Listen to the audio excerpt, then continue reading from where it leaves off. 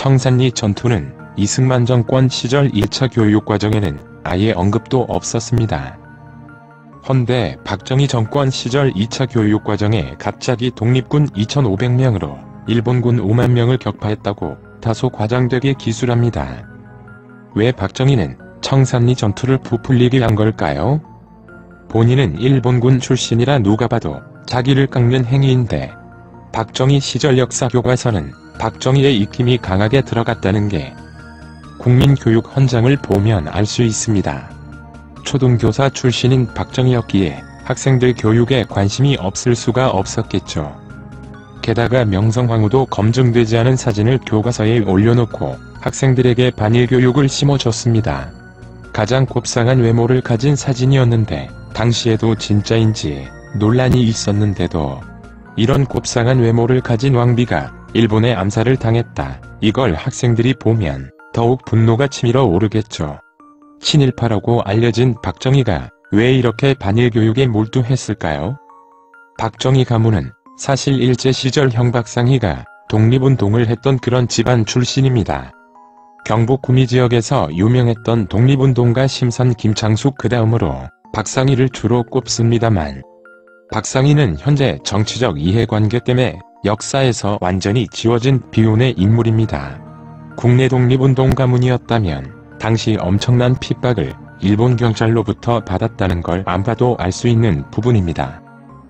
박정희는 일본 경찰과 당시에 근무했던 일본인 교장과 특히 사이가 안 좋았다고 합니다.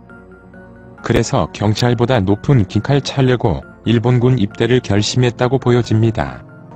헌데 일본군 입대는 처음에 나이 초과로 탈락을 해서 혈서까지 쓰는 정성으로 일본군 입대에 성공합니다만 해방 후 다른 친일파들하고는 달리 미군정에 줄 서지도 않았고 오히려 남로당에 입당을 했고 과거 일본군 경력은 잘못된 과거라고 말하고 다녔다고 합니다.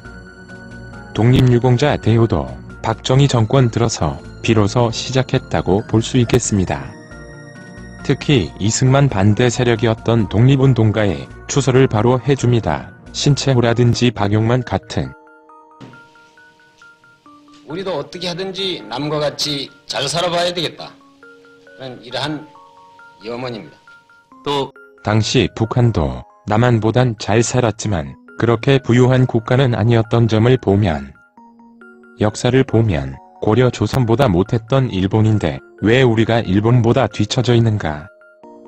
우리도 일본처럼 잘 살 수 있다. 이런 그 길의 마인드를 전국민 남녀노소 모두에게 국가가 심어준 게 아닌가 합니다.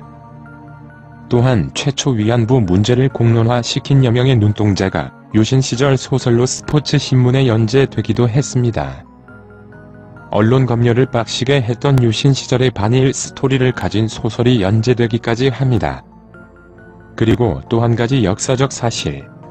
역대 대통령 중 일본을 단 한 번도 안 간 건 박정희 박근혜 부녀가 유일합니다. 박정희는 5.16대 의장 자격으로 한 번 간 거 말고 1963년 대통령 당선 후 단 한 번도 일본을 방문한 적이 없습니다. 65 한일협정만 했을 뿐 그조차도 정상회담이 전혀 없었던 미국의 주선으로 했었지만 또한 박정희는 1970년대에는 미국을 단 한 번도 방문을 안 했습니다. 한국 대통령이 10년간이나 미국 방문을 안 한 건 1970년대가 유일합니다. 매우 이례적. 박정희 정권은 미국, 일본과 전혀 가깝지 않았던 정권이었던 게 역사적 사실로 봐야 할 것 같습니다.